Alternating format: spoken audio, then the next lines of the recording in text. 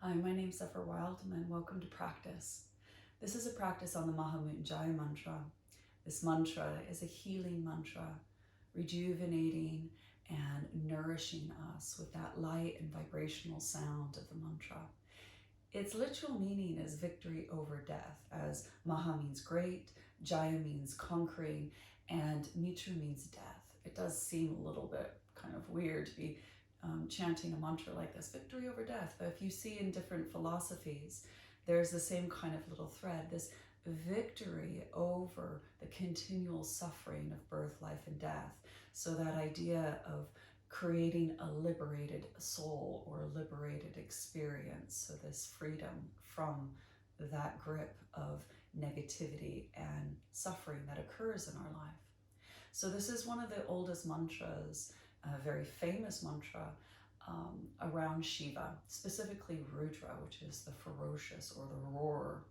And its job really is to invite you to meditate and absorb the vibrational residue, bathing in the light like lunar light, as lunar, like a full moon light, nourishes our environment, ourselves, rejuvenates. We're receiving that. So it's a really good mantra if you're feeling very exhausted, if you're feeling very weak in your immune system and you need some self-healing.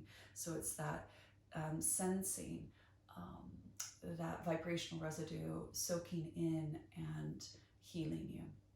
So the mantra literally means, and I'll read it from word to word, it means we meditate on the three-eyed one, Shiva. So third eye, two eyes that see all pure consciousness, which permeates and nourishes like a fragrance, that it's everywhere. As we experience when we practice yoga and meditation, that we start to dissolve and awaken to this collective whole, that we are a part of everything and everything is a part of us. And that even if you don't believe in Ishvara or Shiva or a god or anything, that energy, but a concept of that illuminated emptiness, whatever's behind string theory and quantum physics, you know, that energy that moves things, that it's a part of everything in this manifested world. And it states that it permeates everything. It nourishes like a fragrance. So it's a beautiful language in which it's a pleasing, like, oh, so beautiful. And you feel held and nourished in it. And then it states, shelter and bless me with health and immortality.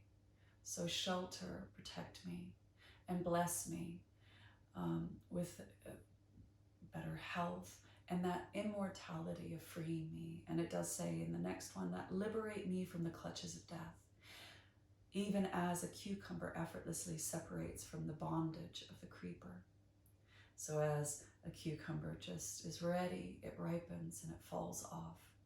So the idea of this mantra is to meditate on Shiva, pure conscious awareness, and Rudra being the destroyer, being the ferocious, liberating us. It's a loving thing. I know it sounds weird, but it's a loving thing of starting to kind of detach from our grips to drama, to our resentments, to that which keeps us in a downward spiral or limited self or a smallness of self, that we dissolve and open and we are liberated and like a child returning home, welcomed back home to the bosom of pure conscious awareness.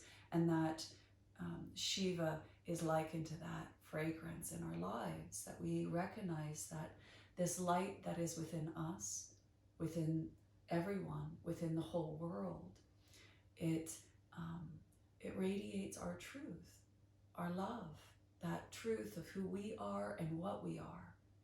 That this light is gives us the energy to go and do our life well, to give us the energy to manifest what our purpose is, and to also give us the discernment to make better choices in our life, to nourish us as we move forward in our journey, accessing more of that universal knowledge as we get quiet, So our soul starts to recognize, Shiva in everything, or pure conscious awareness in everything, and starts to live in accordance as that innate wisdom opens up in us, as we connect to it, and we see that we draw nourishment from this source to be able to manage life's blessings and also life's tragedy, that it's in both. So there's this kind of holding pattern that you're going to be okay even if you feel like you're not going to be okay, that pure conscious awareness is there. And as your soul recognizes that we have to go through this to ripen, to mature, that we prepare ourselves as we learn how to let go of certain things, practice non-attachment, practice that surrendering and handing over, of trusting in life's processes, that Ishvara Pranadhana action, that it prepares us to naturally leave the mortal realm and be welcomed into the immortal realm. And just like it suggests, the creeper effortlessly falls off without any strain or effort off the creeper. And so that little cucumber, we're little cucumbers ripening still on the vine.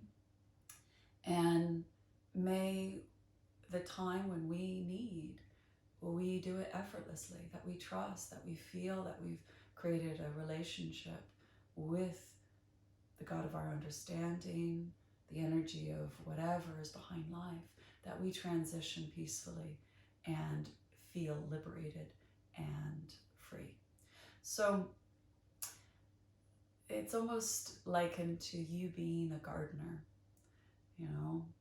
We practice, and in that practice we awaken to that light, pure conscious awareness, the sunlight. And the sun is always giving. It never asks for light back. It's always giving. So it's like when we awaken to it, it's always there going, I'm giving to you, like a parent always giving to the child. Sometimes. That's another whole, but it's that metaphoric action. And then as you're in your garden, you need to cultivate nutrient-rich soil. So we practice to keep pulling up old root systems, root systems that are negative or unhelpful, that don't serve us, and debris of rubbish that gets mixed in with the soil. So we're little gardeners pulling out the stuff in our soil, making sure the soil is ready for us to be able to plant seeds of intention. And as we plant seeds of intention, to be able to really connect to what our heart longs for, what our heart desires, what our soul is calling us to do in this lifetime, that we connect to our purpose, our dharma, that we plant these seeds of intention to skillfully navigate our life, connecting to our truth. And as we plant them, we need to water them, watering them with loving kindness, watering them with effort and discipline, watering them with that sense of kind of intelligence and knowledge of, like, when's the right time to water, when's the right time to back off. And so there's this whole kind of symbolism of taking care of your garden. You are your garden.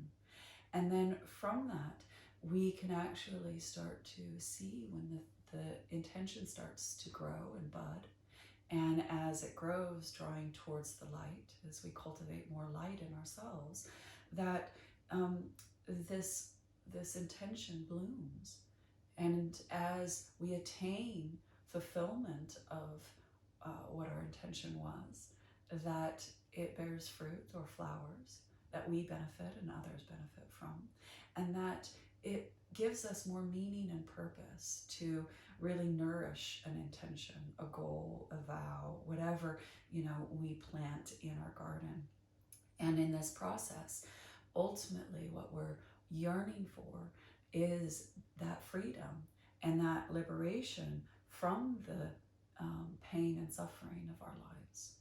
So in this practice, I'm going to ask us to connect to a prayer of intention to begin with. And what you're going to do is really look towards the shadow side, look towards your resentments, your grudges, your attachments to certain core false beliefs that you're wrestling with mentally or emotionally. You might be resistant around something, or you just feel really detached, and so you just want to connect.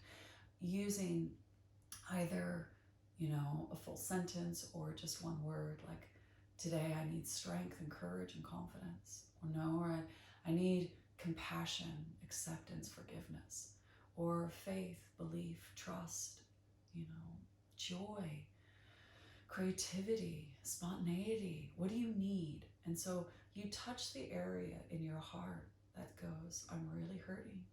I'm really suffering right now. I'm really scared. Whatever that is, or your immune system's really fatigued right now and you need more immunity or health. It's that sense of addressing, listening, getting quiet, and soothing, being brave enough to hold that shadow side. And like that lunar light, we'll draw that lunar light to heal those areas, to nourish, to rejuvenate. And from there, we feel stronger to be able to continue. So if you're a carer, if you're someone who is really ill or really tired or fatigued, this is a great mantra to do. And I'd recommend doing it all the time.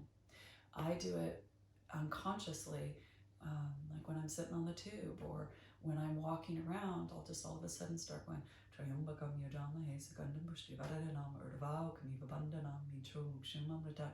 I've done it so many times that doing it verbally feels really weird. So bear with. I'm not a singer. I'm not a Sanskrit scholar. I'm definitely a novice at all this, and I am a student. So I'm sure that there are other people who can articulate this mantra so much better, be able to get the right Sanskrit for you. I learned this from one of my teachers, and he got a lot of things wrong in regards to Sanskrit. So I am doing the best I can. So hopefully this mantra will be transmitted to you. Do your further studies. Continue to seek. Listen to different sounds. But it does come from the Rig Veda, and there's a certain cadence and rhythm we do this in. But, it's up to you in how you want to celebrate this sound. But I will share this with you now. So I will see you on the other side.